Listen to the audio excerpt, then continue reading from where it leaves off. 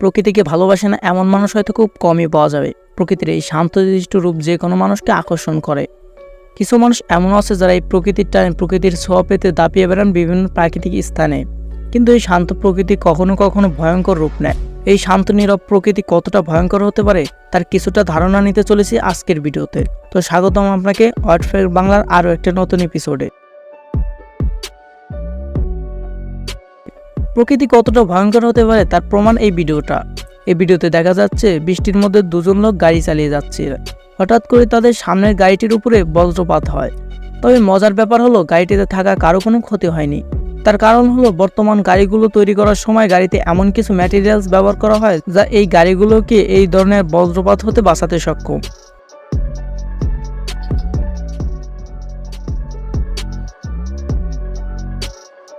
কি ভাবছেন এই গাড়িটির এরকম নাজেহাল অবস্থা কিভাবে হলো?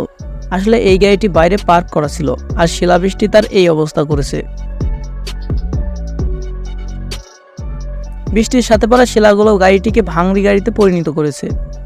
এই গাড়িটি ঠিক করতে গাড়ির মালিককে বেশ ভালো পরিমাণ ক্ষয়ক্ষতির সম্মুখীন হতে হবে।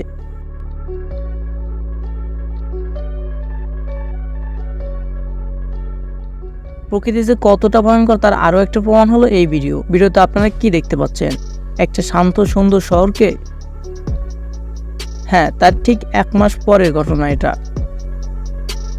কি কোনো পার্থক্য পেলেন? হ্যাঁ, বন্যায় পুরো শহরটির নকশা পরিবর্তন করে দিয়েছে। ধুলোর টর্নেডো হয়তো অনেকেই দেখেছেন, যারা দেখেননি তারা দেখে নিন। দেখতে ছোট মনে হলেও এই টর্নেডো যে কোনো সময় ভয়ঙ্কর রূপ নিতে পারে।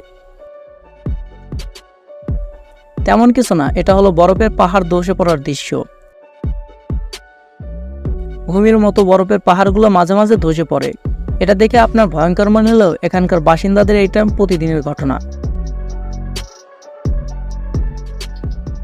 নদীর পাড়ে এমন বাড়িগুলোর দৃশ্য মাঝে মাঝে চোখে পড়ে।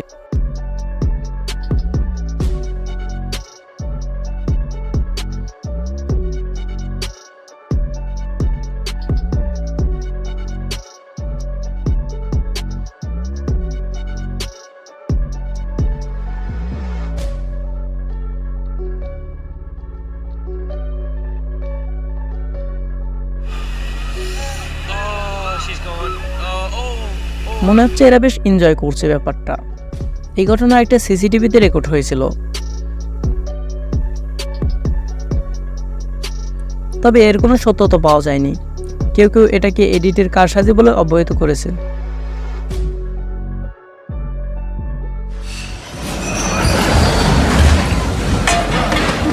বিশাল ঝড়ের মধ্যে যখন সমুদ্রে জাহাজ চলাচল করে, সেই জাহাজগুলোর ভেতরকার অবস্থায় কিছুটা এমন হয়ে যায়।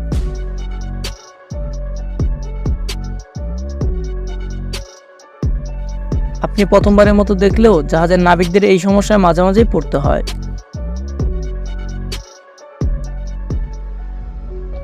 এমন দৃশ্য হয়তো আপনি প্রথমবারের মতো দেখছেন। এটা দেখার পর হয়তো কেউ আর নদীর তীরে বাড়ি করতে চাইবে না।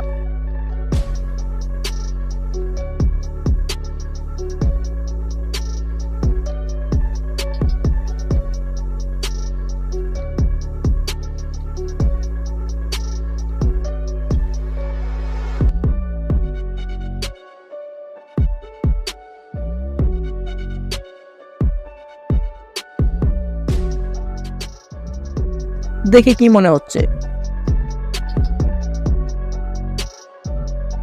হ্যাঁ, এগুলো হলো লাভা। মাটির গভীরে থাকা লাভা যখন বেশি উত্তপ্ত হয় তখন এভাবেই মাটির উপরে উঠে আসে এবং চারদিকে ছড়িয়ে পড়ে।